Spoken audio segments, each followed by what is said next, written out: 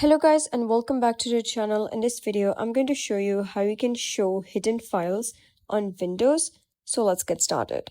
First of all, you're going to navigate to the directory where you wish to see the hidden files. For example, I'm going to go to the C disk.